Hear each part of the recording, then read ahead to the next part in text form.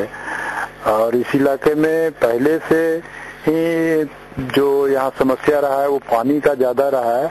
पानी का लेयर नहीं है तो इसके कारण बेरोजगारी है। तो बेरोजगारी रहने के कारण उसमें पुरुष लोग तो बाहर चले जाते हैं, लेकिन महिलाओं को ज्यादा झेलना पड़ता है। तो महिला लोग भी कभी कभी बाहर जाती हैं तो उनको कई तरह का दिक्कत का सामना करना पड़ता है। जो बाहर चली जाती है, ईंट भट्टे पर चली जाती है, तो उसमें दिक्कत होती है। दूसरा प्रॉब्लम यहाँ है कि जो शिक्षा की स्थिति है बहुत खराब है। यहाँ पूरे झारखंड में जो शिक्षा का जो आंकड़ा है, उस आंकड़ा के हिसाब से यहाँ का रेशियो कुछ ब्लॉक का तो बहुत कम है, और उसमें भी महिलाओं का रेशियो साक्षरता का बहुत भी पुअर है।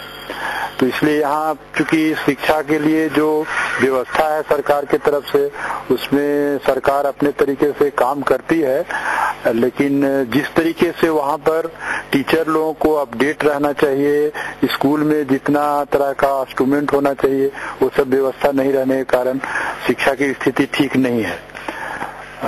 दूसरी तरफ इस इलाका में कोल माइनिंग है, और कोल माइनिंग इलाके में जहाँ पर खदान का पार्ट है, उस इलाके में पूरा खदान के कारण जो लोग विस्थापित हो जा रहे हैं, इधर उधर हो रहे हैं, तो उनके बच्चे भी भटक जा रहे हैं। तो उनके बच्चे को भी पढ़ने के लिए ठीक से व्यवस्था नहीं हो पा रही है, तो वो भी नहीं हो पाता है।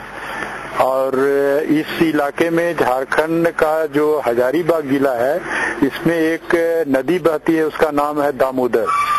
और दामोदर नदी को जिस तरह से गंगा को पवित्र नदी मानी जाती है, उसी तरह से दामोदर को भी पवित्र नदी के रूप में देखा जाता है। लेकिन यहाँ प्राकृतिक देन है कि दामोदर के किनारे किनारे कोयला का बहुत अकूत भंडार है।